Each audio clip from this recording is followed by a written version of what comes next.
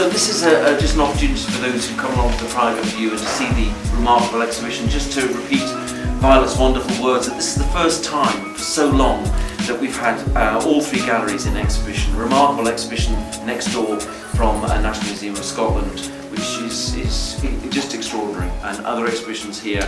We've had a very, very peculiar last 18 months, as we all know. The students are back on campus, the staff are back on campus, and the life of the university has been maintained at strength even during lockdown, which is a tribute to the quality of the staff and the students and our graduates and all our supporters. So, 3 cheers for all of them. And this exhibition was originally planned in as long ago as March 2020, if you remember back then. That's about 3 weeks after I started this job, and has been on hold. So it gives us great pleasure to open this exhibition that Mary has pulled together with Hannah. We're trying to think what the collective word is for a collection of posters, sort of a portfolio or a pile, or under Mary's bed, but they are there. Lots and lots of posters, and curated again, as I said, by Mary and Hannah, and a huge thanks to them. Mary, of course, is an honorary fellow, a huge mark of esteem in this university, and has been so since 2006.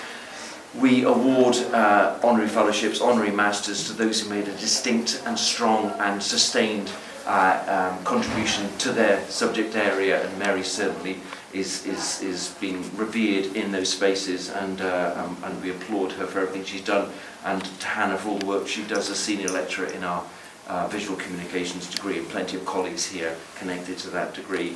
A number of other chances to reflect on our own collections. We have some terrific collections of work here, held in our library. We have a lot of the work from Professor Sir Peter Cook, who is an alumni here, Philip Townsend, Alan Kitchen, Rob and Roberta Smith, Martin Brewster, Marcel Lamb, and I was just lucky enough to have donated to the university in the last year the entire estate, correspondence, scrolls, posters and memorabilia of Gilbert Spencer Law Academy. So that's in my office at the moment, and I'm meant to be writing a book about it, but watch this space. And then plenty of work from the Arts Council, wonderful work from the Arts Council, which adorns all the walls of this remarkable university and brings such delight and pleasure and insight to the student life. We have a fantastic private collection from John and Barbara Weeks, which is a delight to have that material around. We also have the Museum of Design in Plastics, and their collection held in the library and shown around the country. That museum has just been given fantastic recognition for national importance, so accreditation, very, very difficult to achieve, and what Susan and Louise and others have done there is so impressive in terms of that national recognition.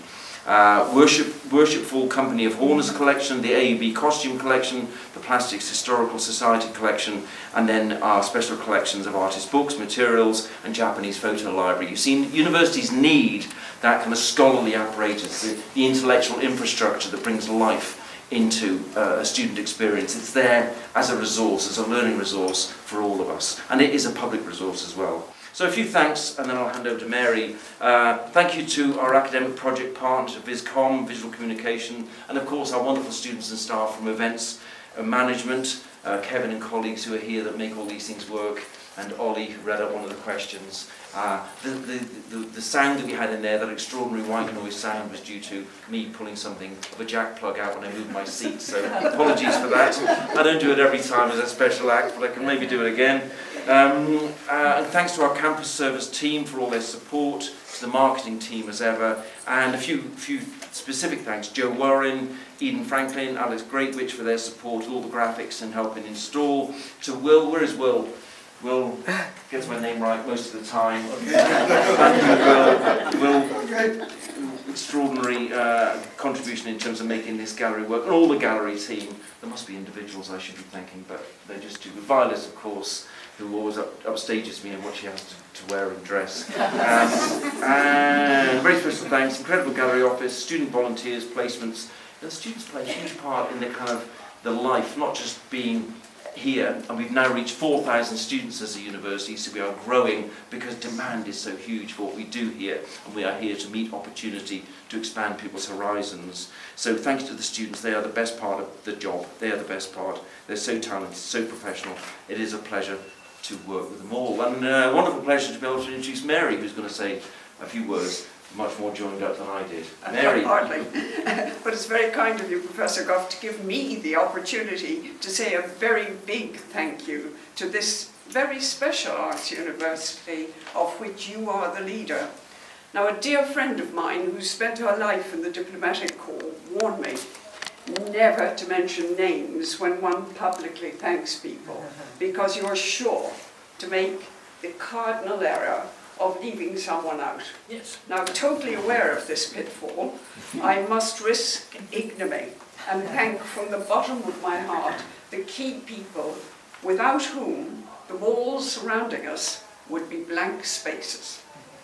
Now, nearly 3 years ago, as Paul has mentioned, when it was agreed that this exhibition had possibilities, as it is the custom at AUB, I was paired with the design school appropriate to the subject. And this was when I first met the talented, kind and very special Hannah Byles, who is the senior lecturer in visual and communication design. It's been an education for me working with her. We have, I hope you would agree, Hannah, had wonderful conversations about design, typography, relevance of images, impact and the purpose of posters. And in one of these very early discussions, I was trying to help Hannah visualize a world that existed before she was born. A world without modern communications, without World Wide Web, and an era when posters were the main form of public messaging and communication for theatres, cinemas, public health warnings, the circus coming to town, campaigns of any sort, and government elections. It was then that the title for this exhibition came about. When I said something like, well, Hannah, posters were the original social media. So thank you, Hannah, and thank you for being such a wonderful co-curator with me. Now, it's not the first time that I've had the pleasure of working on an exhibition in this gallery with the AUB. However, this present collaboration has increased my admiration and love for the can-do attitude, the art of the possible, and let's get cracking, which could be the mottos for the dedicated, talented team led by Violet McLean. Violet masterminded it all, kept an eagle, an expert eye on the overview and the timing of all the important details.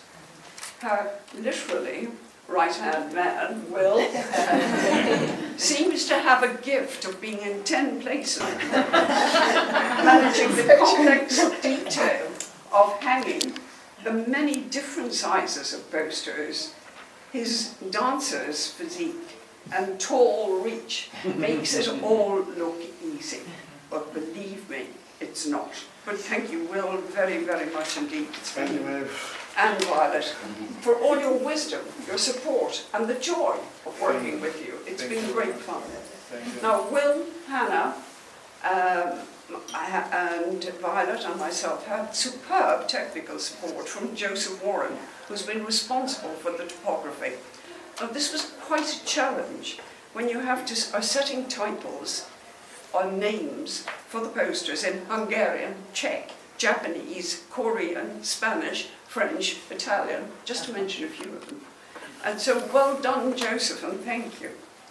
And during this week, we've had great help from a multi-talented team who wielded spirit levels and sight lines with great dexterity, and were again, literally, the nuts and bolts of the exhibition. Thank you to Eden, Alex, and all of those who helped you. And we had students, Rosie from the United States and Maria from Portugal, who dropped in and helped us and patched up the walls and did all sorts of wonderful things. Thank you. And so, quite by serendipity, together, we formed a very international team, which seemed to match the international nature of the material with which we were dealing. This sparked great discussions, exchanges, and many witty asides. There was no slacking in the pace of work. Well, of course, Violet was on hand to see to that. But all was done with great good humour, and we laughed and we learned from each other. In all matters which might come under the banner of culture, music, theatre, art, film, science, there are no boundaries. As one of the very first posters in the exhibition graphically states, all human beings are equal. In the times in which we're going through, and in our troubled world, we, the fortunate ones, have been grateful for each other's cultures and company in the week that's passed. My thanks to each and every one of you. It's been, for me, energizing, exciting and rewarding to have had the privilege of working with you. And I'd also like to say welcome and thank you to dear friends who came along tonight to support me and to turn out, and many of you whom I hope might become new friends. Most of all, Professor Gough, I'd like to thank you for your leadership and your vision. I wish you and the talented, kind and dedicated team running this very special university here in Bournemouth continued success in all your endeavours and much happiness and fun in doing so. And I just have one word of warning. Don't collect posters. Stick with postage stamps. They're much easier sometimes.